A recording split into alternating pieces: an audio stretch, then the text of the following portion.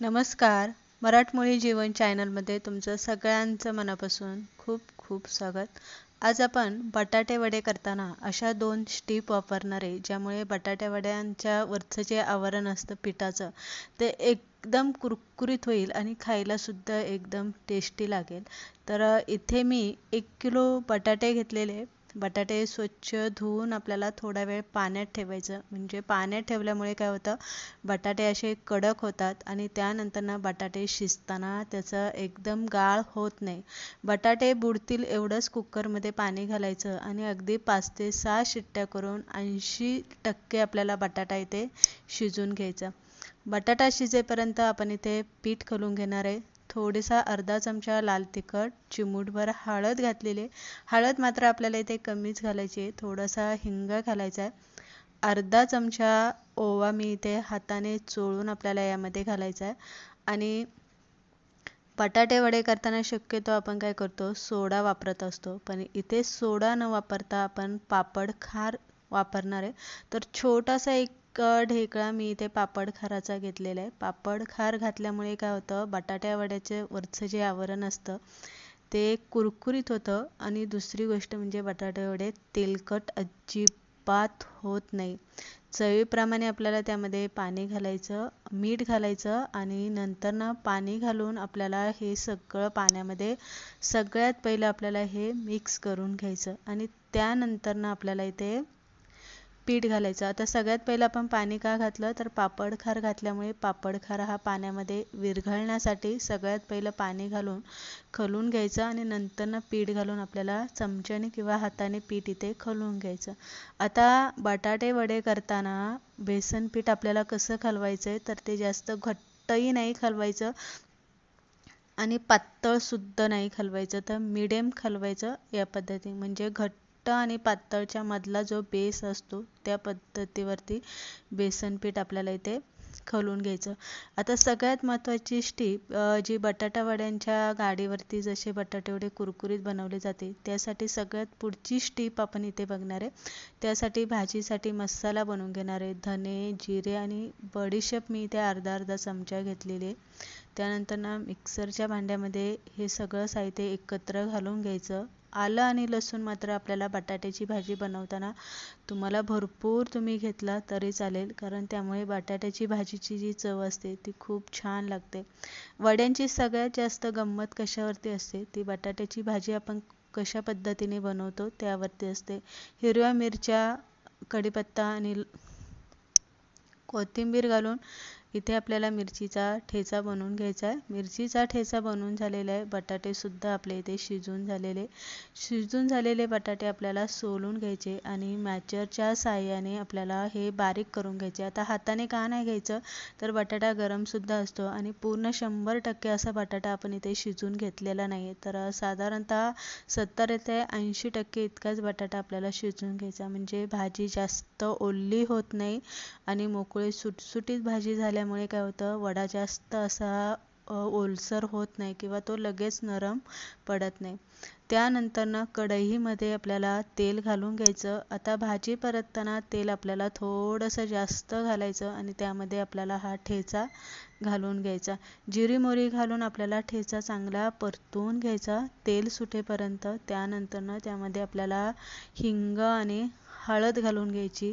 साधारणतः एक अर्धा मिनिटभर परत एकदा आपल्याला ठेचा चांगला परतून घ्यायचा आणि त्यानंतर कुस्करून घेतलेला बटाटा आपल्याला यामध्ये घालायचा. आता बटाटाची जी वड्याची भाजी असते ती एकदम बारीक असा मऊसूद बटाटा केलेला असतो, तसं आपण इथे कुस्करून घेतलेला आहे. चवीप्रमाणे मीठ घालून बारीक चिरलेली कोथिंबीर घालून घ्यायची आणि भाजी चांगली इथे मसाल्यामध्ये ठेच्यामध्ये हलवून घ्यायची. आता हलवून घेतल्याच्या नंतर तुम्ही इथे बघू शकता कलर भाजीचा खूप छान आलेला आहे. व्यवस्थित पसरून ठेवायची आणि झाकण ठेवून आपल्याला 5-6 मिनटं वाफेवरती भाजी चांगली परतून घ्यायची. भाजी जितकी चांगली तुम्ही परताल तितका ठेच्याची जी चव असते ती भाजीमध्ये उतरते. आणि दुसरी गोष्ट म्हणजे बटाट्याची भाजी ही जरासा तिखट बनवायची, म्हणजे वड्याची चव खूप छान लागते. इथे आपली भाजी परतून तयार झालेली आहे. त्यानंतर व्यवस्थित खालीवर करून परत एकदा हलवून घ्यायची आणि एका ताटामध्ये आपल्याला थंड करायला ठेवायची. त्यानंतर दुसरी स्टेप, पहिली स्टेप आपण सोडा घातलेला नाही आहे, फुलखार घातलेला आहे म्हणजे पापडखार घातलेला आहे.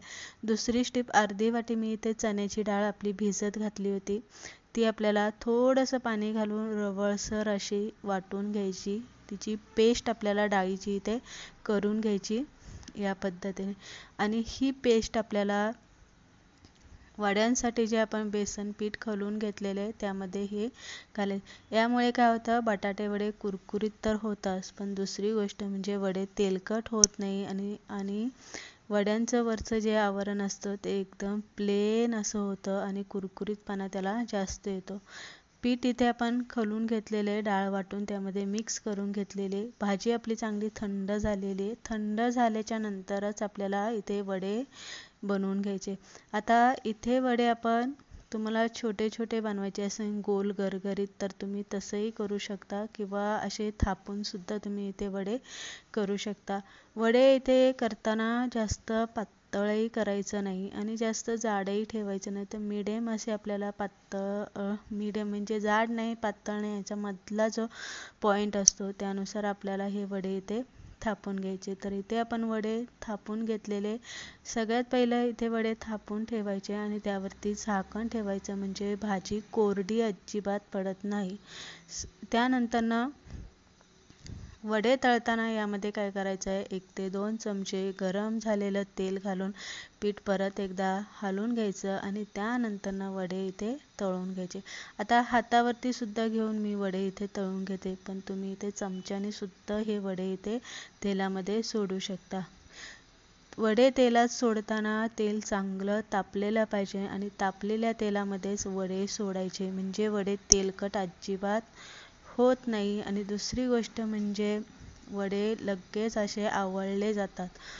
थोडेसे वडे इथे तळले गेले की पीठ जसं घट्ट झालं की गॅस मिडियम करायचा आणि मिडियम गॅसवरती मग वडे आपल्याला इथे चांगले सोनेरी कलर येईपर्यंत, वरच्या आवरणाला जरासा कुरकुरीतपणा येईपर्यंत वडे इथे तळून घ्यायचे. बघू शकता आपण ह्या 2 स्टेप वापरल्यामुळे वडे कसे एकदम असे प्लेन आलेले, अजिबात कुठेच त्याला फुटलेले नाही आहेत, तेलकट दिसत नाही आहे. दुसरी गोष्ट म्हणजे छान असे कुरकुरीत दिसतात आणि दिसायला सुद्धा एकदम सुरेख दिसतात. तर अशा पद्धतीने आज आपण बटाटे वडे कसे बनवायचे ही रेसिपी बघितलेली आहे. अनेकदा काय होतं, बटाटे वडे बनवताना आपली रेसिपी चुकली जाते आणि वडे व्यवस्थित तळले जात नाही, ते फुटले जातात, वरचं आवरण लगेच नरम पडतं. असं होऊ नये म्हणून आपण इथे खास 2 स्टेप वापरल्या. चटणी बरोबर, सॉस बरोबर सुद्धा नाश्त्याला तुम्ही हे वडे खाऊ शकता. रेसिपी कशी वाटली हे कमेंट करून सांगा आणि आवडले असेल तसे